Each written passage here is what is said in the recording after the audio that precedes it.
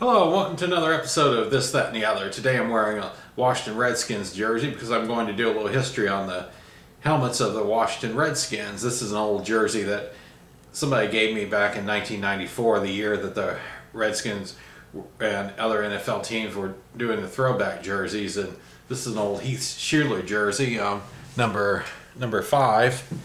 And a little history of the Redskins team. On July 9, 1932, George Preston Marshall and a group of other investors were awarded the franchise in Boston. 1932, they were called the Boston Braves after the Boston Braves baseball team, and they played at Braves Field. The next year, the team relocated to Fenway Park, and he changed the name to the Redskins.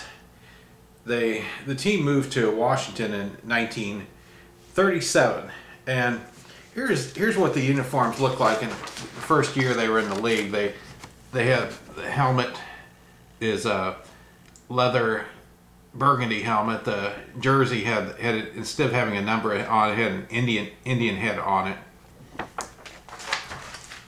In 1942, the jersey has a gold number on it, and the helmet changed to a gold leather helmet. 1948, the helmets became plastic, and here's a picture right here of their helmet. It's a gold plastic helmet. And then 1959, they came up with the feather helmet. Here's a picture of the jersey with the helmet with the feather on it. And I actually have a mini helmet of that team, that era. Here's a front. I'm sorry, the side, the front, gray face mask. The other side, and here's the feather went across the middle of the helmet. As you can see, the back and the top right here. That was 1959 to 1964. All right, 1965 to 69, they came up with a spear helmet. Here's the side, back, other side, front, and the top and back of the helmet. That was all the way up until 1969. In 1969, Vince Lombardi took over as coach of the Redskins. He was a legendary coach that won the first couple of Super Bowls with the Green Bay Packers and some NFL championships before that. He had an R put on the helmet. The helmet was gold with an R on it, I guess, because Green Bay had the G.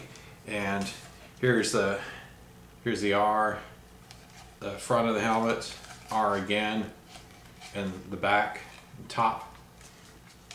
And they wore that helmet from 1970 to 1971. Another thing I wanted to mention about the team history: in 1969, George Preston Marshall died, and Edward Bennett Williams, a prominent D.C. attorney, took over day-to-day operations of the team.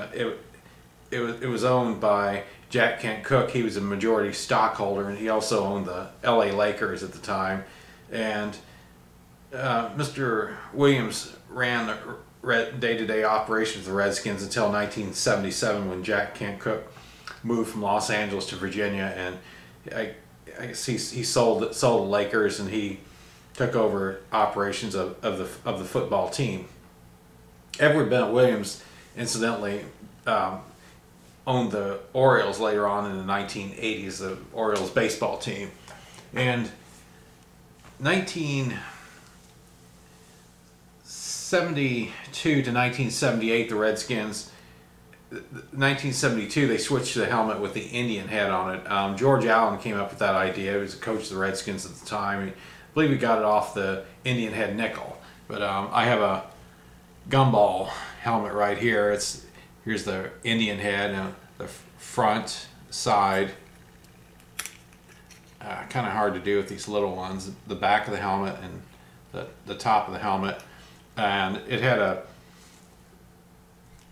gray face mask until 1978, and it switched to what currently looks like now to the gold face mask. And 1997, Jack Kent Cooke died, and his son John Kent Cooke took over ownership. And then May 1999, John Kent Cooke tried to buy the football team, but Dan Snyder ended up putting out more money and bought the team for $800 million, and that's the current owner of the Redskins. And that's basically the history of the ownership and the helmet history of the Washington Redskins. Thanks for watching.